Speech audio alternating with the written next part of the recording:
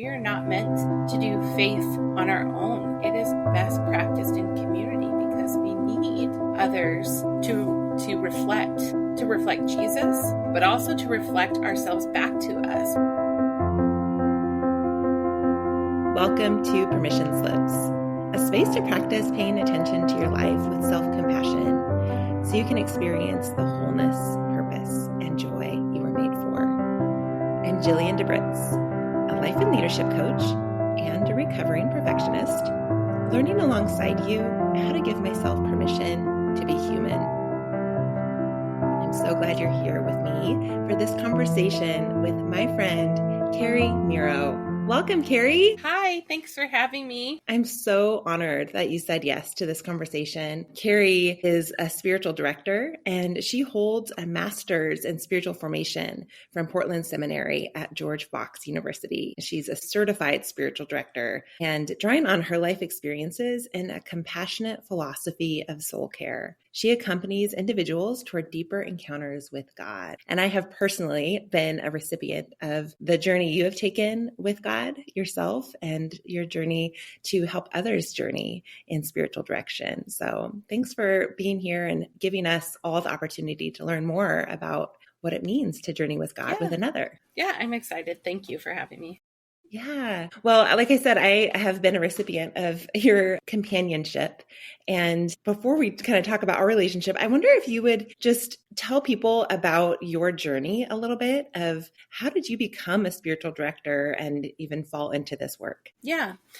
So in 2016, I had a cancer diagnosis and I was working in vocational ministry at the time. I was struggling with burnout and kind of the cancer diagnosis. I mentioned that because it caused me to almost kind of look at everything a little closer and to figure out what I really wanted to do with my life. I was 39 at the time. So midlife, when you generally take a look at things and reevaluate, and it caused me to reevaluate. And I was exposed to direction, but that was just a piece of it. So I was going to counseling. I was looking at my nutrition. I was looking at things holistically. Direction, when I was exposed to it, filled a gap that I didn't realize was there. And when I experienced it, I just had this longing for other people to experience that as well, and wondered how many other people had gone through their health journey, their spiritual health journey, going to counseling, going to doctors to get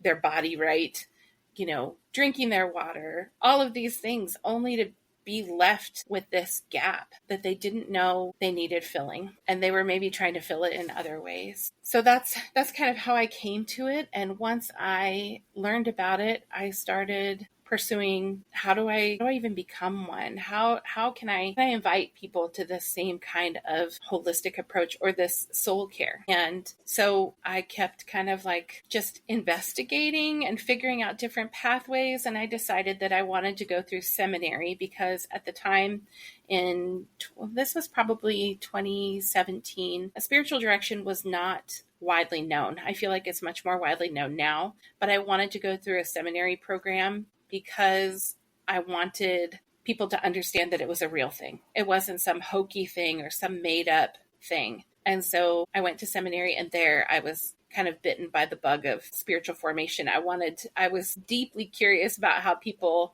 developed spiritually and how we're spiritually formed. So I started down that path after I had been so focused on spiritual direction, solely spiritual direction, but really the spiritual formation informs so much of the spiritual direction practice and how I accompany others that, that's where I got there. And then I was certified through the seminary as well. And then I've been practicing for a few years now. Yeah, which we really connected about spiritual direction during that time as you were in seminary and taking courses. Yes, you were one of my praxis I know, which I feel so lucky that I got to sneak in on the front end of your journey. And I remember our kids went to the same elementary school at the time. And so we would stand on the playground after school and I would ask you all these questions about what is spiritual direction? What does that mean? Because it was new to me too. I hadn't heard much about it, but I was fascinated by this idea of someone accompanying me on my spiritual journey. Yeah. And so, before we talk a little bit more about what that was like for us together. Can you define spiritual direction? Even as I say that, I'm aware that how do you define something that is not black and white and put in a box? How would you explain spiritual direction to someone who's listening that maybe doesn't know exactly what it is? Mm-hmm. I think in the most simplistic terms, at its core, spiritual direction is holy listening. So it's where the director or soul companion, as they're sometimes called, holds space for an individual to share their life and their journey. And that encourages a deepening of their relationship with God. But as one author puts it, it's help given by one believer to another that enables the latter to pay attention to God's personal communication to them, to respond to this personally communicating God, and to grow in intimacy with this God, and to live out the consequences of that relationship.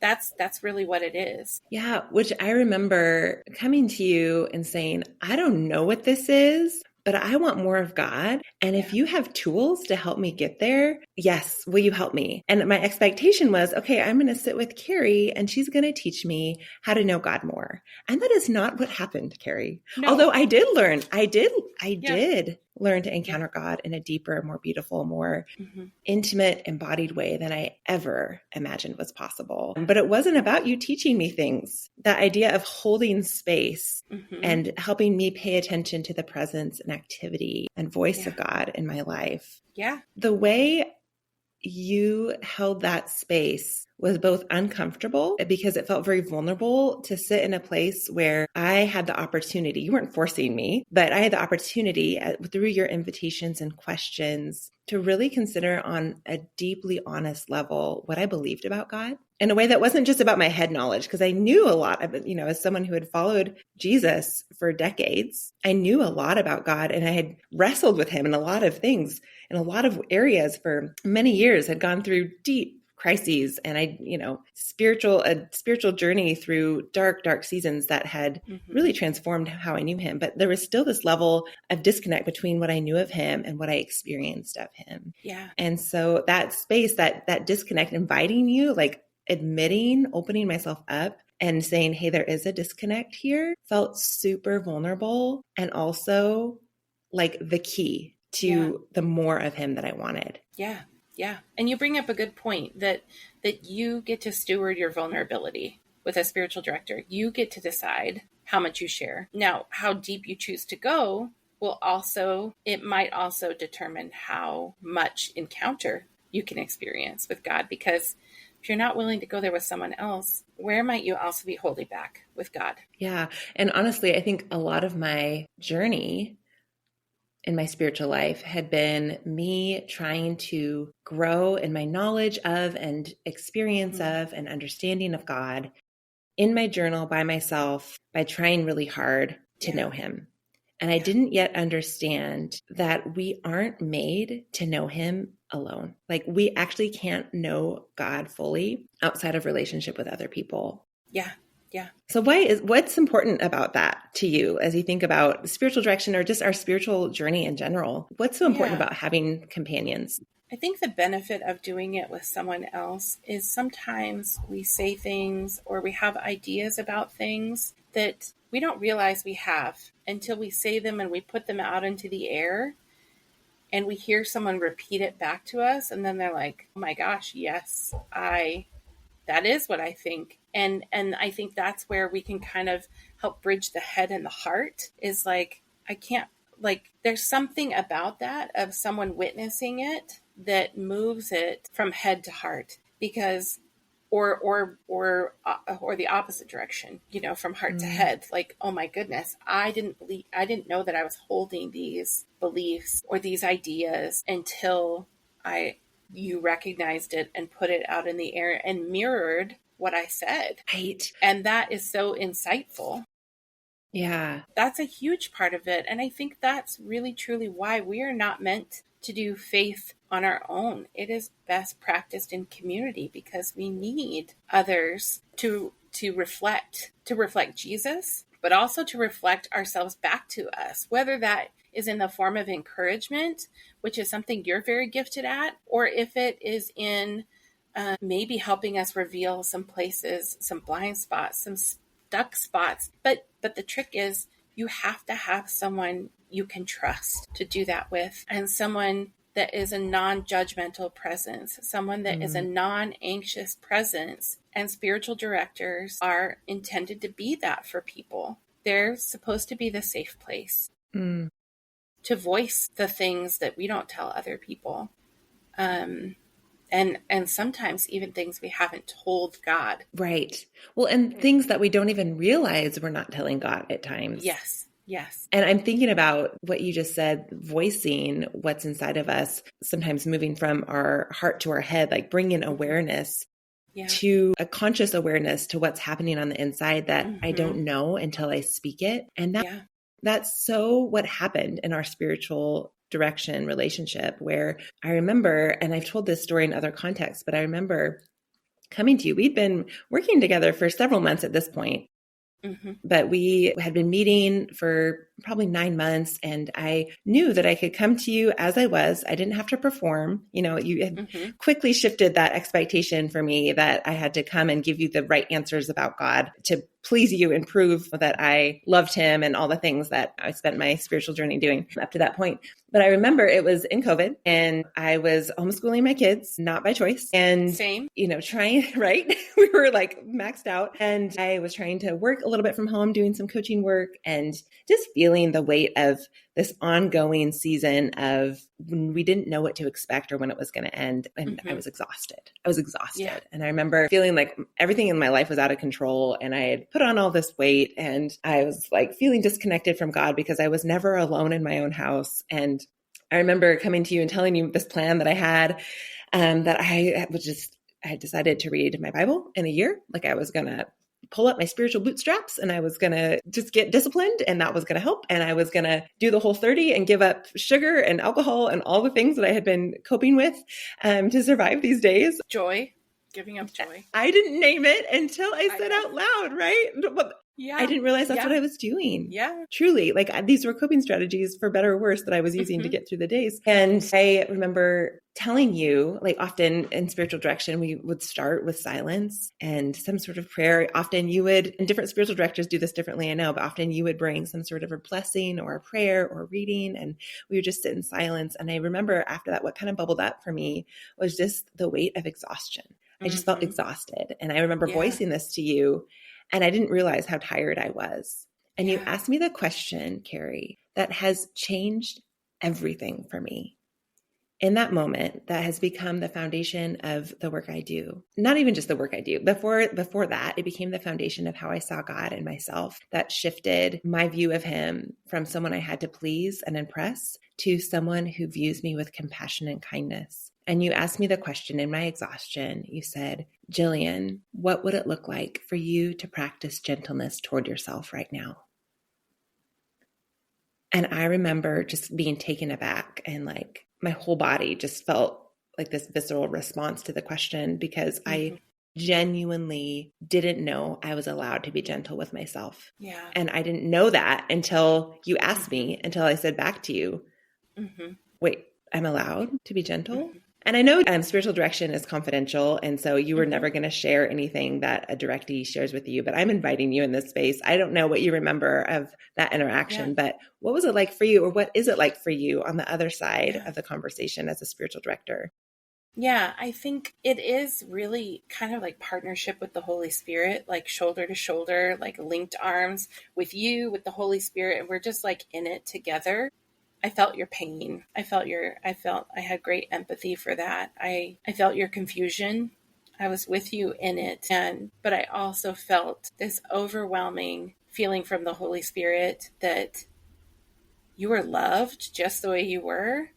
Just such kindness, just an overwhelming kindness towards you. And that was beautiful. I remember crying as well as you were tearful, because, you know, it is something that I could resonate with that. But as a spiritual director, I was also able to put my own resonance aside and just be with you in that moment and feel with you and let you sit there and figure out puzzle it out. Right. Well, and I remember it was a lot of silence and a lot of tears in that moment as I was trying to sort through, like, why do I not believe that I'm allowed to be gentle with myself? And Yeah. Sort of this awareness bubbling to the surface from God, from the Holy Spirit, that the way I was expecting you to respond to me was with, okay, well, yeah, you probably should work a little harder. Like, what are some verses you can memorize? What are some, plans, some strategies? Maybe we can implement some new journaling techniques, and maybe you can, That must have get been a a little more surprise discipline.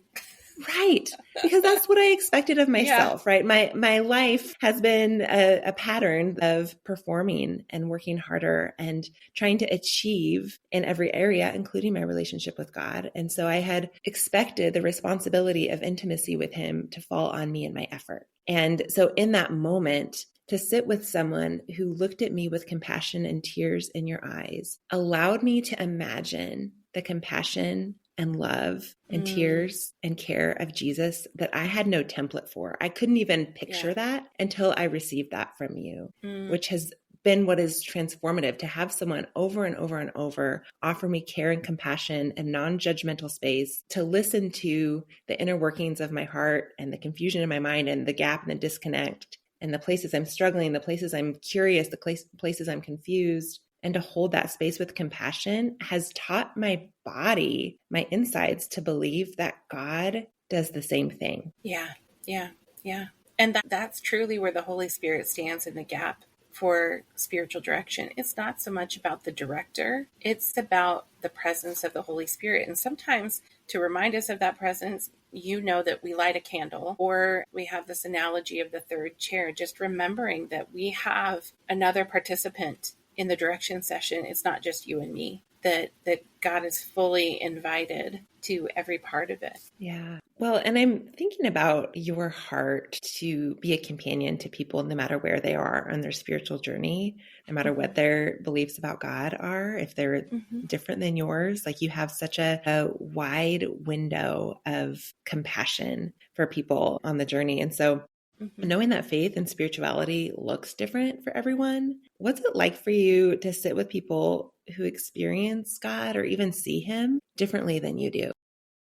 I think with that, there's the awareness that you learn in spiritual direction, or even just if you've been doing this faith thing for a while, that everyone's journey is different. And I think when I can hold things open-handedly, spiritual directors generally receive training to learn to help to hold things open-handed, including what God looks like to you. And it is not, spiritual directors don't come into it trying to force you into a mold of what your relationship with God should look like, because God is personal. And because of that, I can offer a non-anxious, non-judgmental presence, so that whatever you say you think God is, I am not going to be shocked. I'm not going to be angry. My personal God is not going to be, I'm not going to be offended, because when you can hold that space, and really this is where I feel like my spiritual formation training really serves my spiritual direction practice, because I have an understanding of how people develop spiritually, and it's not as linear as one would think. It's not linear at all. And I have a background in early childhood development, so naturally I'm curious about how people develop spiritually. But, when I'm sitting with someone, because I have that background, I find it much easier for me to extend the grace for them to be working it out, the working out of their own salvation, the working out of their relationship with God. I can hold that loosely. I can make space for that, because I know that just like with me, God's doing work in me, God's doing work in them, and we don't arrive. We don't ever arrive at our destination. We are a work in progress, and we are pursuing God, and he's pursuing us. And with that, there is some freedom to sit with whomever. And the tricky thing is when there are times when I feel like the Holy Spirit rises up and says, no, that's not who I am. When I feel God say, that is not who I am. Wow. And there are times when I feel from the Holy Spirit that I'm supposed to point out the lie, when I'm supposed to say that is not from God. But very rarely will I go there? But that is the only time. And it's not in judgment. It's usually in situations like you and I have talked about, where we have this self-deprecation, or we have this idea about ourselves that isn't in alignment with who God says he is, right? And in those situations, if I have a strong enough, long enough, deep enough relationship with that individual, often I feel like the Spirit gives me words that offer kindness and maybe course correction. But that is not something that is typical, because spiritual direction is not directive. Yeah. The name of it kind of is misleading. I'm not giving you homework. I'm not telling you what to do. I literally am just shoulder to shoulder companionship with you, and pointing things out along the way, mirroring the things that you say, reflective listening, noticing words that come up frequently in the conversation. So it really gives me a lot of freedom, because God's in control of their spiritual journey and their perception of who he is. And if they're already at spiritual direction, trying to lean in and find out who he is, they're so far ahead of where I've been at times in my life. And it just, it's a joy to witness the growth. And it is such a gift as a director to be able to witness, to be able to partner with God and bear witness to people on their journeys. Yeah. The word that keeps coming up in my mind, I wish I could remember who said this. It was someone like Philip Yancey or Tim Keller or someone. Someone asked this great spiritual thinker, what word would you use to describe Jesus? And after thinking about it, this person said, relaxed. He was relaxed. Yeah. And I think that's how you're describing your posture as a spiritual director, is that you're not worried about what God's doing in someone, because you know that the outcome of their spiritual formation is not on you. Yeah. That he's the one that's doing the work and drawing them toward himself, and that he's the one that's going to reveal himself if they truly want to know who he is. Yeah. If the invitation is accepted and received. Right? Yeah. So you're offering invitations to know God and questions. And if they want to know him, they will. And so you can relax and hold that space without fear or control. I think about my own kids and how the times that I get anxious about their spiritual journey is because I feel like it's up to me, that I'm not doing enough. I'm not, X, Y, or Z. So many things I could be doing to ensure the spiritual outcome of their life in some way, as if I have control. And so I hear you saying, no, I trust God and who he is and his love for them. And how big he is and how he's going to meet them personally in a way that will draw them toward himself in the pace and process and way that is unique to them. Yeah. And that brings up the idea of, in seminary, I don't know who is accredited with this idea, but we had this saying, like, we don't unwrap other people's gifts for them. So there's this concept or this idea, and I'm not sure where it originated from. I'm not sure if it's a quote from one of my professors or from someone that they read. But in spiritual direction training, we often talked about how we don't unwrap other people's gifts for them. If you've had children and when it's one child's birthday, the younger one is like, they just want to get their hands on it to untie that bow or to shred it, or they're watching somebody who's slowly unwrapping it and saving the paper, and how excruciating that could be for someone who wants to shred it. That's spiritual direction. We do not unwrap your gift for you. That's not our job. So we have to exercise patience. Like, even if we already see it, if we know it, we see it, we're praying for you, but we don't get to unwrap that gift for you. That's yours to unwrap in the presence of God. Well, and that inherently implies that whatever God has that he wants to give to that person is good. Yes. Like that there's something good for them to discover and receive from him. Which again is like a lot of people who call themselves Christians, who have been following God, walking with Jesus. We say that we believe he's good, but we don't always in our lived experience feel as though he is good, that he has good things for us. Yeah. And so I love that kind of foundational belief that you bring to that. And I'm wondering, it makes me think of this idea that we've talked a lot about during our direction times about paying attention to longing. And I'm wondering, what role does longing play in the discernment process? Because I know a lot of what spiritual direction is about discerning the presence and activity and even the will and invitations of God in our life. So where does longing fit into that? Yeah, longing, it is a tool for discernment. I would say it's a really helpful tool. For me personally, it helps me stay curious. And I kind of do a little bit of digging, sometimes with God, sometimes journaling, to find out what the deeper thing is under the longing. And it really does teach me to tap into things that need my attention, very much like emotions. And I don't know who said it, but emotions, much like longing, are like children. We don't let them drive the car, but we also don't lock them in the trunk. I hope not. Yes. No, but the longing is important. It's information. And sometimes my personal experience, I remember the longing to be a spiritual director. Like, God, is this really something I could do? And you and I have talked about this just personally. Is this something I could do? And just even asking that question and getting curious, like the longing drew me in and invited me to ask questions and invited me to think a little bit harder about something, to see if it really was something that I wanted to do or something that I was called to do. It is like a drawing in. Longing draws us. And not all longing is great, right? Just like we talked about, we don't let the children drive the car, but we also don't lock them in the trunk. We need to sit with them. And I think that's where that doing our faith in community is really beneficial, because then we can share with our spiritual director. We can share with a trusted friend who maybe doesn't have any skin in the game. Like, they don't care one way or the other what you choose to do. They just care about you. And we need those people in our life, whether you get it in an official way through a direction relationship, or whether it's just a trusted.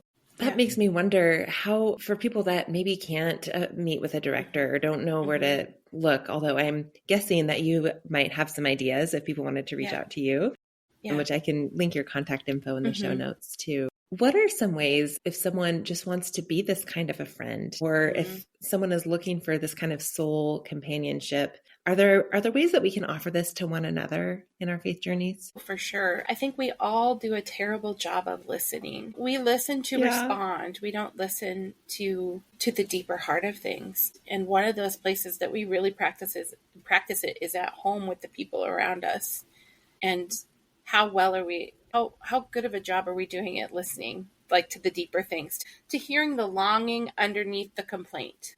I think practicing listening, and there's many resources on holy listening, or The Art of Christian Listening is a book. I'm losing the name of the author right now, but The Art of Christian Listening is a great book. But it really is, at the core of good listening is hospitality. And I am a firm believer in this. You are welcoming the whole person. You are welcoming their words, and you're seeing them and welcoming them in such a deep way when we truly listen. That in and of itself, I think, is so critical. It shows people that they are important. And if I can be important to someone else, maybe I can see that I'm important to God too. Wow. That makes me think of a conversation I had a couple episodes ago with my friend Nathan Woods about hospitality. And one of the definitions that he has given is that hospitality is helping people to rest in their belovedness. And so as you say, listening is hospitality, I'm thinking, yes,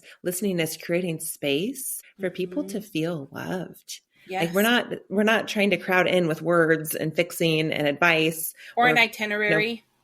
Right? An agenda for them. We're just creating space and holding that space open where they can relax and settle in and feel welcome just as they are. Yes. I love that picture. That's very much a definition of spiritual direction as well. It just really is just, welcome to the safe space. Yeah. And you can be your whole self here, and I can bring my whole self without it overshadowing. And that's the thing about Christian listening is you are able to listen without your whole self or parts of your story overshadowing their experience and what they're telling you. And I think, Kari, about how much you have modeled that and embodied that in our relationship when we were working together. Obviously, side note, now we are office mates. So we share a space where we both meet with clients, directees, and my coaching clients. And so I'm no longer seeing you for direction, but in the years that we worked together, the way you embodied that hospitality, that creating a safe, sacred space, non-judgmental space for me to encounter God, it has changed the way I see him and see myself. And I'm so grateful, forever, eternally grateful for your willingness to practice that holy listening, both for in your own spiritual journey, and then the way that has overflowed into my life, into the lives of so many others that you meet with. So just really grateful for you in that.